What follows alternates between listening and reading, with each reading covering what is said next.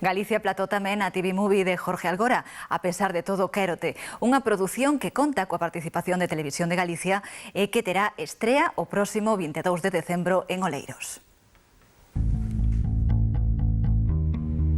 Hoxe non estou de humor. Se empezas así pola mañá non sei como has de acabar pola noite. Estás traballando coa culpa, sobre todo, e bueno, queiras ou non, aparte está metido en moitas circunstancias extremas que un actor pois sempre lle preocupa por se pasa, non se pasa, e sobre todo nunha rodaxe ou cando estás facendo cine, pois estás sempre medindo a tope o realismo, entón pois tes ese medo. Alicia é unha rapaza das que sufre un accidente e digamos que dos tres protagonistas, dos que, bueno, ela queda coxa do accidente, un gran estigma co que lidiar na vida, máis o sentimento de culpa que digamos que é o máis difícil de traballar.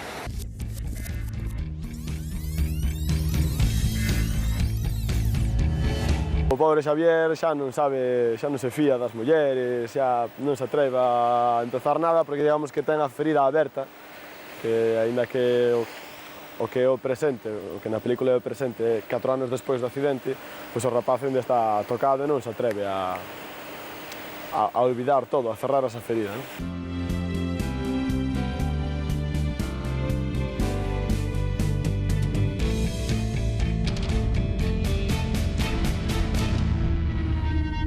Unha peli intimista de xente que está madurando dun xeito máis rápido do que viviría nunha situación normal. Gustaríame tanto poder rebobinar ata aquel día facer as cousas de outra maneira. A unha semana da estrea está con nós o director Jorge Algora. Hola, Jorge, como estás? Hola, que tal, ben? Hai nervios, non hai nervios, como levas? Bueno, xa empeza a ser grande como para ter así nervos, o que pasa que sí, que sempre un compromiso coa xente, co equipo da xente que traballou en ela e que teñen ganas de vela, non? Entón, pois, sempre hai esa tensión, non? Bueno, este proxecto está aí xa para estrear, pero ti non paras, non? Acabas de chegar de Bos Aires, dese mercado Ventana Sur, non? De traballar e de facer que contenos, porque traes noticias, non? Bueno, o primeiro é que hai que dicir que son un privilexiado nos tempos que corren en el poder ter pois estos traballos en marcha e poder facer estas presentacións. Con respecto ao tema de Bos Aires, en Argentina, si vemos de participar en Ventana Sur, creo que a mirada, digamos, en estes momentos, a mirada a ese outro lado, ao lado latino, Argentina, Brasil e demais, creo que corresponde abrirse a esas terras que neste momento están tendo pois máis crecemento e máis posibilidades de facer cousas, non? Nos hemos estado escoitando nas reunións, digamos, de traballo, proxectos, presentando as nosas propostas para poder atopar distribución e saídas aos produtos que estamos a producir. E ademais, pois, estivemos armando o proxecto de Inevitable, que é a nosa próxima película que empezaremos a rodar no mes de maio do ano que ven. Está xa moi avanzado, non? Estás agora mesmo co elenco. A rodaxe onde vai ser? A rodaxe será en Santiago e en Bos Aires. Aí hai unha correspondencia entre as dúas bandas. A película tamén é unha obra teatral, unha adaptación de unha obra teatral cuyo guión é de Héctor Carré máis mío.